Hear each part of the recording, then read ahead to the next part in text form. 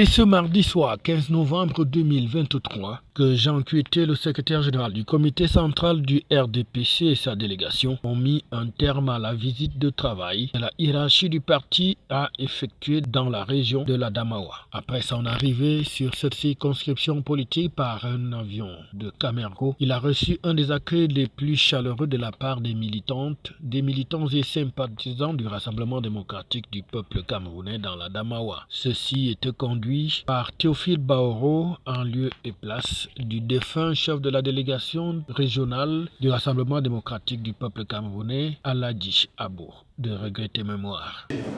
C'est levé comme un seul homme pour relever les grands défis. Car, comme disait l'autre, la Damawa d'abord, la Damawa d'abord. Monsieur le Premier ministre, distingués militants, mesdames et messieurs, pour paraphraser Darwin, le monde est fait de mouvements et d'adaptation. Pour dire qu'un parti fort n'est pas un parti qui ne connaît pas tout justement, mais un parti fort, c'est un parti qui, malgré les vents contraires, se tient debout et continue sa marche vers la victoire.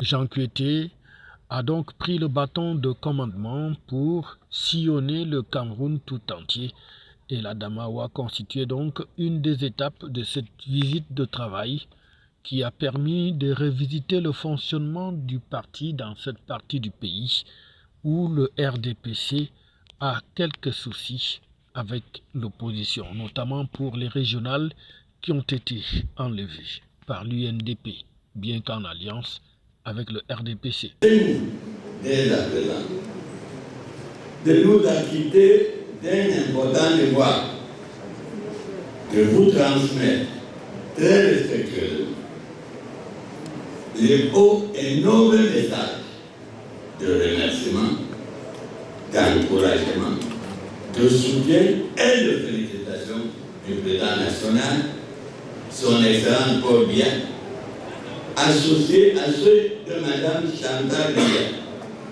première dame du Cameroun et présidente d'honneur de l'OMRDPC, pour tout le travail que vous aurez abattu et le sacrifice consenti pour la vie du parti dans l'Adamawa.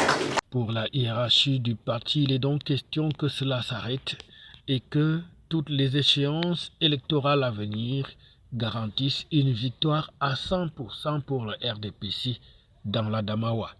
Et cela n'est pas du tout impossible, il suffit juste de se mettre au travail.